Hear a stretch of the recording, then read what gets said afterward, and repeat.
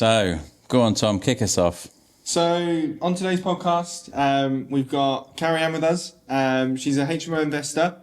She's co-founder of a specialist HMO architectural company, and she successfully completed over 500 planning applications for HMO conversions. So, we're in good hands today. The Queen of Planning. Queen of Planning. So I've been told.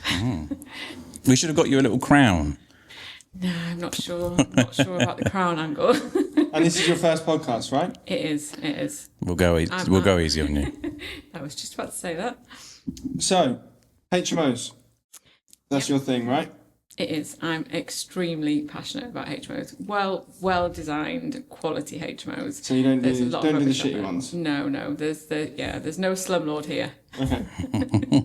Maybe one. Do you want to dive straight into questions, or sort of pre-frame a little bit about? Yeah, so why don't you kick off, Carrie, and tell us a bit about you, how you got into being a planning consultant, more specifically HMOs, like your background and how, we ended up working together and so on. I guess it all started when I started to work for my previous architectural company. Just started off basically doing admin. Was that Thorns Young? Yeah. Oh, okay. And I started attempting plan applications back then. My mind's gone blank now. I've ruined it already. Oh, that's fine. When was that then? How many years ago? Back 10 years ago, I'd say, or just nearly 10 years ago. I think it was 2016. So actually, more like 9 years ago. What? And then Sam went out on his own. No. And Sam said, "Let's set up Apical."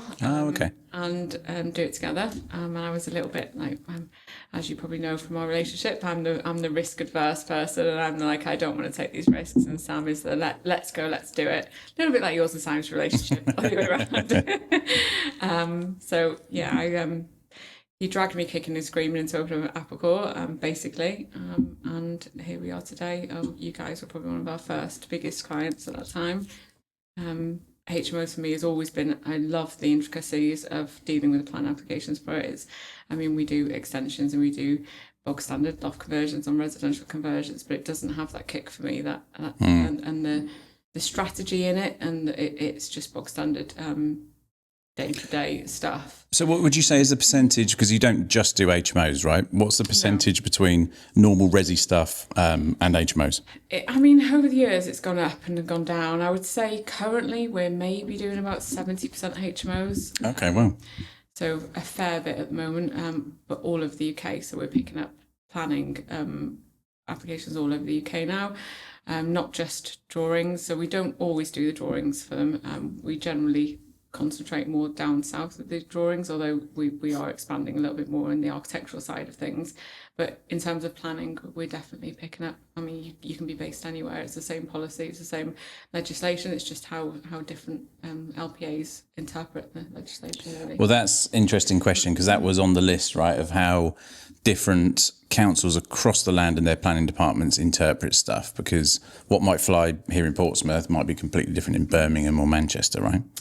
Yeah, and I think that's why it's important to get somebody. I always say to people, if they ask about planning, if you can use a planner local to you, it will always be better. Now, that only stands if it's a residential development, I'd say. If it's a HMO development, you need to use someone that actually is familiar with the HMO process. Doesn't matter where they are in the country, they need to know the nuances of it, because if you get something wrong at the beginning, you can't backtrack that. So you have to have a strategy and a staged process sometimes. And you have to be very clever in how you're doing things to be able to get things through. There's so much more eyes on them, and so much more objections, and so much more pushback against HMOs. You have to be really careful to do it the right way. And you've had a few instances of having to put right other people's work, right? Without naming names. Yes. And probably sometimes that's probably ones I enjoy more. Bit of a challenge. Because it's more of a challenge. I think back when we started doing this, and I was still learning the intricacies of the HMO thing, and how people deal with things, it became almost, I'd have properties that were more of a self-challenge to me. So, there was one property, without going into too much detail, I was asked to be withdrawn by a certain council. due to something that some tenancy agreements that they didn't have, and they couldn't prove continuous use of a C4 or a sui generis the whole entire time. And it was always one that sat with me that I was like, I was really frustrated with myself that I couldn't get it through.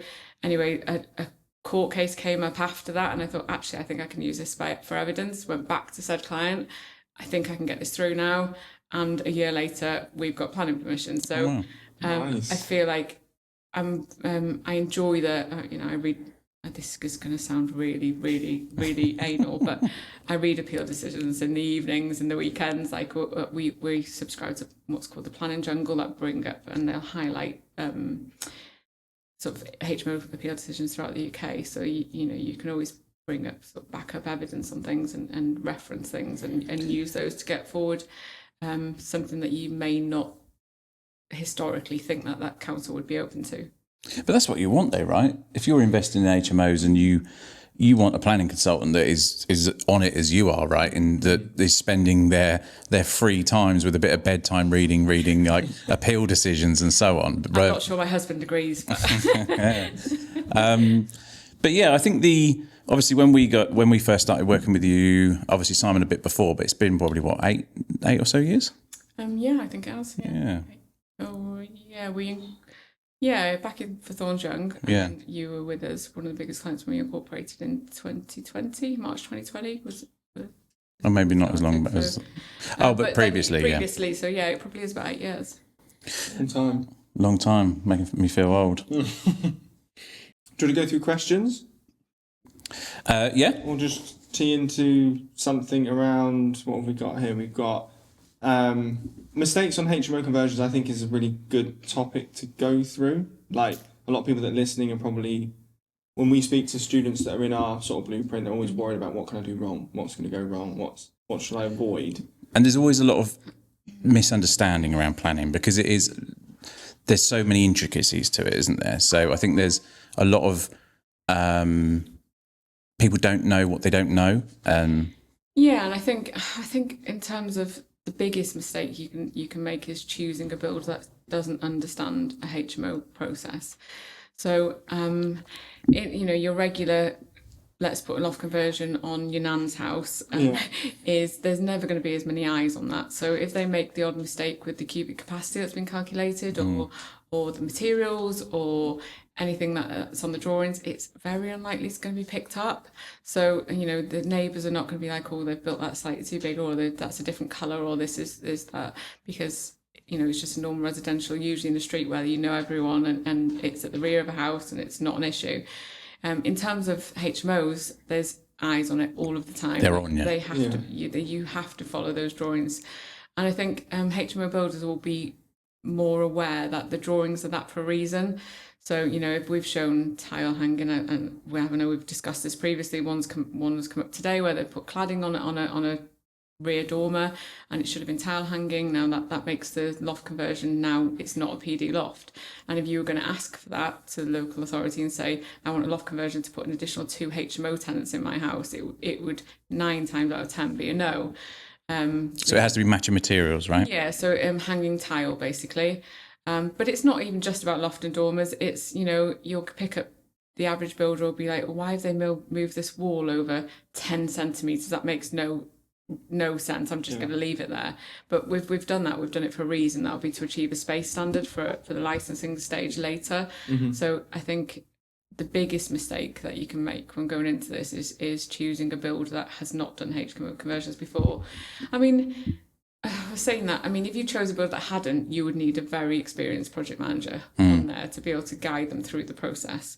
So one or the other, but I wouldn't say just go with your normal average builder. I've done a house, I've done extensions, and I've done house conversions. They need to be understand why things are being done. I was going to say, you must have come unstuck with builders in the past. Oh, plenty. Yeah. We've gone through a few. Kissed a few frogs. But there's so many little nuances, isn't there? I remember one of our first projects, in Portsmouth especially, I don't know if this is so much in other areas, but when you have to leave the front rafters in. So we went in and just ripped out, almost just took the roof off because you're building, renewing it, building a dormer and so on. but we did that. But technically, you're supposed to leave in even is it 10%? Yeah, it's different classes of legislation. So if you're replacing your roof, you can replace your roof, but you need to fully replace your roof. If you're doing a loft conversion, that comes under a different permitted development class. So that is a loft conversion. So you then need to take the roof back off and do the loft conversion unless you've left that front roof slope in. Yeah, so we got rid of it. Yeah. And then because we had a few projects on the go at the same time, we said to the builder, where's the rafters gone? And they were like, well, it's gone. It's in a skip. So we had to then go to another project, pull all the timbers off of that, or some of them, put them in and go, ta-da, they were there all the time. Because you're supposed to brace them together, aren't you, or something? Yeah, if you can use double them up with the new timbers if you need to increase them. But it's such a daft rule, isn't it? Like it is. And whether the planning would go to the lengths of enforcing against that, I don't know. We've had another client where that's happened. And he has absolutely maintained that he replaced that roof in its entirety and then thought, you know what, I fancy a loft conversion. I'm going to take it back off and do it again. And they can't prove otherwise, really. But and they're the nuances that you really need to. That could hold things up for a little while. And that's what you don't want to do. You don't want to have enforcement cases open when you go in for your lending. Because that will then... And they can see it, can't they? They can see it, yeah. And that's... This I think... You were saying that they're on you, and they were, because we had a letter come through. We think you've done this. The guy was sort of looking from the ground, trying to see what was going on, and so on. So they are on you. They've even got tape measures out to measure how far the dorm is set back, and so on. So yeah, there is.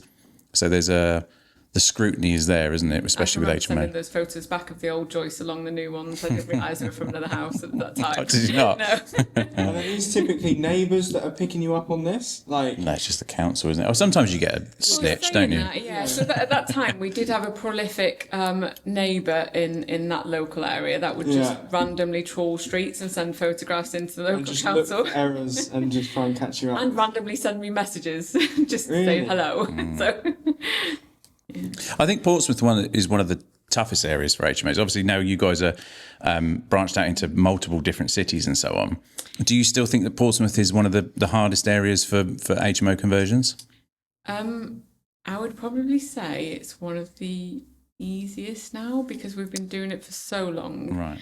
And I can pretty much anticipate what's going to come next no matter what's happening. So I can pretty much, I've been doing it for so long now. I know all the planning officers. I know pretty much how they're going to react to something. So it's like chess. You know where they're going to move. Yeah, and I wouldn't say it's the easiest because they're easier as a council. They're easier because my knowledge is there, and I've been working with them for so long. So you are a regular attendee of committee meetings at council. Every 3 weeks in Portsmouth, yeah, although we have got a new member of staff now that's taken that burden off me. Is that Ollie? From Portsmouth City Council, so... He's come over to the dark side, hasn't he? He has. No regrets, I'm told, so...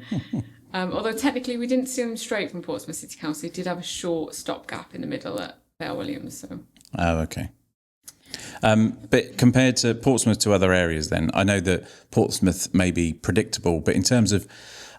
we were reviewing some drawings for a client on the HMO blueprint the other day, and looking at the SPD of the space standards and stuff, it was minuscule compared to here. It was like 12 square metre communal or something silly.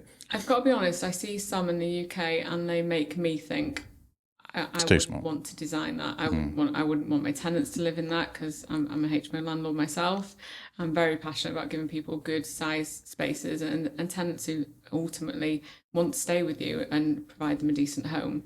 And I see some of them and I think that they should have a better standard. And I regularly I have conversations with the committee members at Portsmouth, and actually Portsmouth is probably driving the standards up in the rest of the UK because of them, because we take their standards, we use them as a guideline, and we try to implement them in the schemes that we're doing in the rest of the UK. So we might see a standard that's 14 square metres, but we'll be encouraging them to do as big as we possibly can. Obviously every landlord, and it also depends on your demographic as well. If you're students and they're only going to be there for a term and they're just there to sleep and get through, obviously they're going to be wanting less space. And ultimately we'll design what we're instructed to design. If somebody wants 8 bedrooms over 7, but I think sometimes you've got to think about the void periods you're going to have later and the happiness of the tenants. You may get 8 bedrooms but actually if you give them 7 larger bedrooms and they all stay for longer periods and you've got no void periods, in money wise, that's probably gonna pay more. Maybe not on the revaluation, but in terms of your income. And the tenant satisfaction of being there and enjoying the property. And I think that's something I try to do in mine and my business partners, HMOs.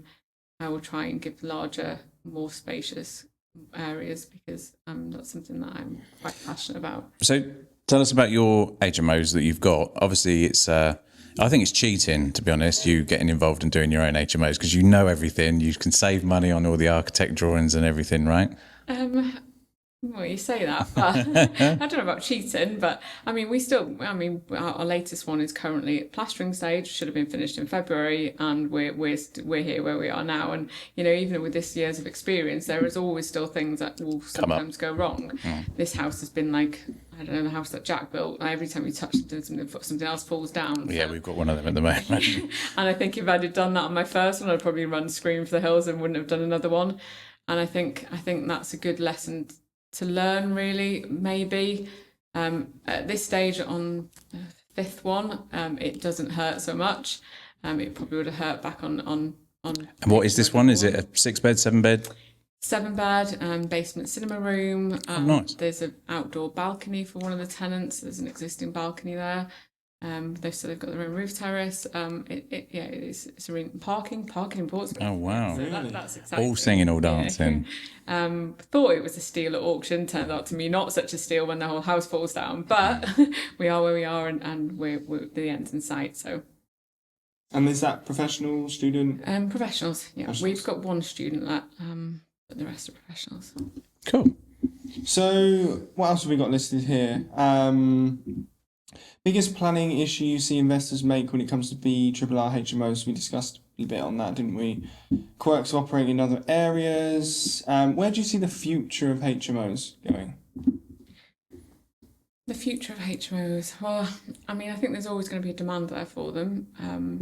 As the local government have got their housing targets and they can't build what they need to build. You know, our population is growing.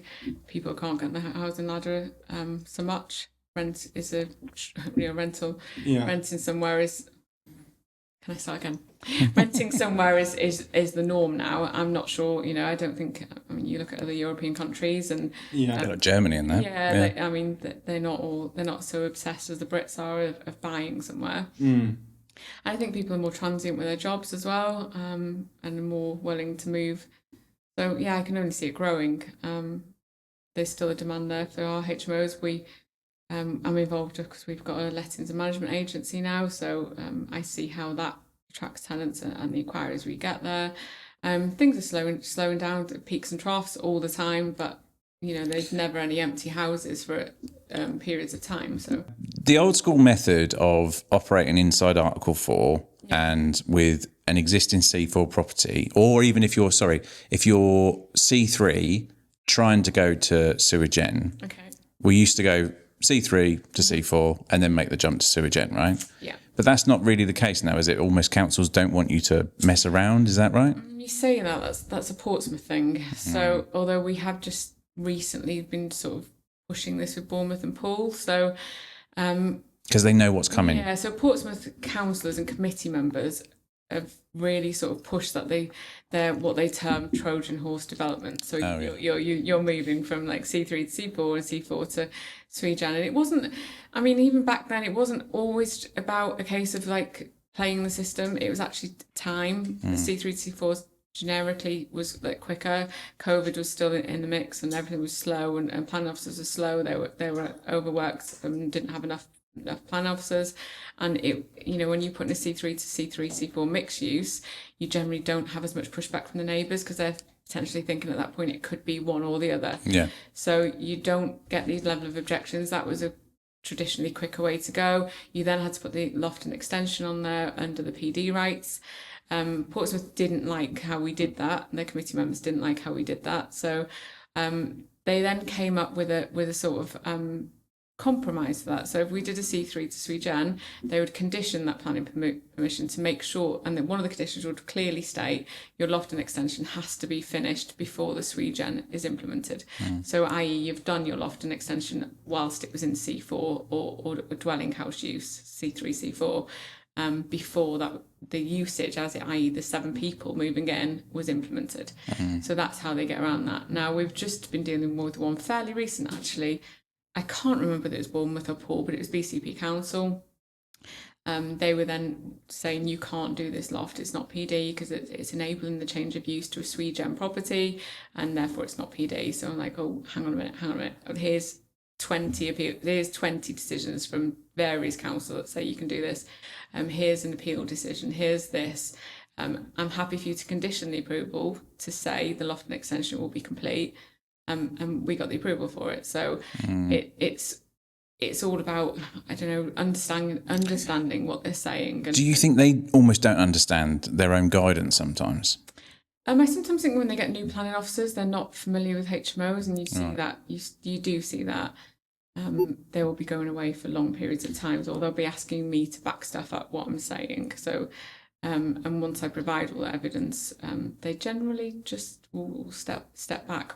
And this is where I sort of go back to what I said before. You really need somebody who's familiar with HMOs and the process to be able to fight your corner when you're dealing with plan applications. I'm dealing with one at the moment where the loft, so it's got planning approval for a 6-bed, 7-person. So it's a sui generis property, but they wouldn't let him have an L-shaped loft on the property because they didn't want the L-shaped loft, but they can do that under PD. But the architect wasn't strong enough to push back on that. Didn't realise that they could do what we've just so they were just like, oh, okay, fine. What we've just said, you know, you can condition this to be done, and we're now dealing with it and going back in. We're just about to go back in to make it 7-bed, 7-person. So still the 7 people, but within 7 bedrooms and not having to have a couple in the room. So talking about committee earlier, I've been to one committee, whatever you call it, committee meeting. Yeah. And then I've never done another one since because it's Fun. But then you see some of these applications get rejected on such crazy grounds, especially maybe not so much now, but back in the day. We still get some crazy ones. Do you? Yeah. What's the craziest one? Like I remember there was one, where that woman, the committee member, she was like, "Oh, I can't see myself sitting around that theoretical dining table or something silly." With the cornflakes and newspapers. Yeah. They're not all going to fit. That's not crazy in comparable to this. So this is refused on fear of crime. So the next door neighbour thinks that a sexual predator is going to move in next door, and she is going to be targeted. So, and I don't want to sound like I'm not being heartfelt because she's clearly had some sort of issues in the past, and you know my heart goes out to her in that respect. But with all due respect, you can't choose your neighbours, and you can't predict who's going to move in. Next door, a HMO tenant doesn't necessarily mean they're going to be a sexual predator. So that's with the inspectorate at the moment. Because they knocked it back. Decision. It was refused. Yeah. So the councillor on the day said it was refused due to the compelling statement from the neighbour and the deputation from the neighbour. That he felt like he had to refuse it. They were advised by a legal advisor that they would be the councillor himself would have to defend the appeal if it got that far. We went to appeal. Surprise, the appeal wasn't defended by the councillor. But yeah, we're at the point where we're waiting for a decision on that one. So it might be quite worrying for a new HMO investor if you end up with a case that goes off to committee and then it's refused for some grounds, and then the prospect of going off to appeal and stuff. It seems quite like a daunting process, right? But just talk us through the actual appeal process and how it works. Like, why would you go to appeal versus just go, okay, I've been refused? I would say that when we give you a design, when we design we have full confidence behind it. So we very, very rarely lost at appeal with one of our designs. We've had appeals lost with somebody else's designs, but very few appeals. And when we have lost them, it's generally on terms like nitrates. I think you've been on this merry-go-round that you can't get off previously. But yeah, I think so. When you've got good design and you're confident it meets all of the policy, meets all the size standards, and you're ticking every box, then going to appeal, you've got a really good chance at appeal. It's just the timeline that's involved in that. And that can be really daunting, I would say, because when you've got monies and bridging finance tied up in, and you're looking at a 6-7 month appeal wait. We've had 2 years, haven't we, for one of our... Yeah, that was back in COVID, though. Yeah. You are about 6-7 months now, not necessarily quite so long. But I mean, you guys have been on ones where we're literally like merry-go-rounds that you can't get off because they were dismissed on nitrates only. Go back to the council, they won't do the nitrates agreement. Go back to the committee, they refuse it again. It goes back to appeal. I think you've had ones that have been appealed 2 or 3 times. I almost lose track of where we are with it. It's been so long-winded. Yeah, and I think when I said to you before, I have certain addresses in my head that I think 3 Paines being one of them. So there's certain addresses in my head that are a challenge for me. I'm like, I want to see that at the end of it. So it's a calculated risk almost that, I've got 9 out of 10 boxes ticked. I'm going to go off to appeal and fight the corner versus the architect and planning consultant that goes, oh, we've been refused, never mind. Yeah, I mean, on the day, it is going to be an inspector making that decision. It is going to be opinion based. To give you an example of one that I've dealt with, complete same houses. So back to back on the same street, next door to each other.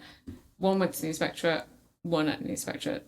Next one, visit about to happen. I advise the client, please get the house cleaned. There's students in there, get the house cleaned. Make sure you've got clear areas for eating, clear areas for dining, clear areas for it's zoned and appropriately appropriate for the number of people that are in there. On the day I turned up, the lettings agent hadn't done any of it. I had to wipe my feet on the way out. It was one of those ones. There was broken chairs all in the garden, nowhere for them to sit and eat, and that lost at appeal. But it set the wrong impression. Identical house next door, and there shouldn't be any opinion based into it. It should be based on, is it the size standard, is there this? But there had some human opinion has to come into there, and that is a prime example of it. Exact same layout as the next door neighbour. Next door neighbour was immaculate, had a dining area, had a kitchen, had somewhere for them to sit and relax. This one was chairs being used in the garden with no legs for ashtrays. So cool. Well, I think we've got to wrap it up, haven't we? Unfortunately, because we've got to jump on our live Q&A now with our Inner Circle members. But any final questions that you can think of? I've got sandwiching. I want to know if you could cover that quickly. Sandwiching. Yeah. HMO sandwiching is what we've got here as a common question that people want to know about. That's a biggie everywhere, to be honest. There's very rarely I see a local area that doesn't have the sandwiching rule in place if they've got an Article 4 in place. Yeah. So you cannot, if you're number 4, you cannot have a property at another HMO property at number 8 because you're sandwich number 6. Right. Sorry. Yeah. Well, that's cool. You were sandwich number 6. Okay. So you cannot have a residential property sandwiched between 2 HMOs. But you could go next door, right? You can go next. You could go like 2 in a row. Yeah. And there's also another rule, no 3 in a row. So in most areas. So. Is that because then you could build a hotel if you've got 3 in a row, like Monopoly? Where does that start? Is it 1 dwelling or 3 dwellings? Yeah. But I think these are little nuances, right, that people don't realise when they're just looking at a potential HMO property. They think, oh, brilliant, okay, and they don't check like things like this and density and all the other stuff, like HMOs within a circumference of 50 or 100 metres and so on. And there's some weird and wonderful rules out there on how you do the density. I've seen ones where you go out the front door, you only do right turns for X amount of metres, and you count how many HMOs are in that area. The radius thing is a relatively easy one. You can't have any in a given street. There's another one I've seen recently. So, and the street could be, I don't know, 100 metres long, or it could be a mile long. Meters. Yeah, yeah. So it's just however many in the street. So I think the biggest thing is do your homework first, in just making sure, and you can do that by looking at local planning websites or council websites. Look at officer reports, look at how many applications have been in, look how many have been granted, look why they've been granted, read the case officer reports. What is their focus? Are they all about cycle storage? Are they all about bin storage? Are they all about spacious communal areas, or do they prefer bigger bedrooms? Every council will have their focus. It's all there. All the information's there. Yeah. Cool. And for listeners, if they want to get in touch with you, if they want to hire your services, speak to you further, how best to go about that? So Applecore PDM, we're at applecórepdm.co.uk. My name's Carianne Wells. We do have opened up another company, so Well Planned Limited recently, that deals with just planning. So we deal with other architectural drawings from that company, and it's a planning only service. And that's UK-wide for anyone that's listening? That is UK-wide, yeah. Cool. Pretty much it. On national. That's it. Cool. Thank you very much, Carianne. Thank you very much.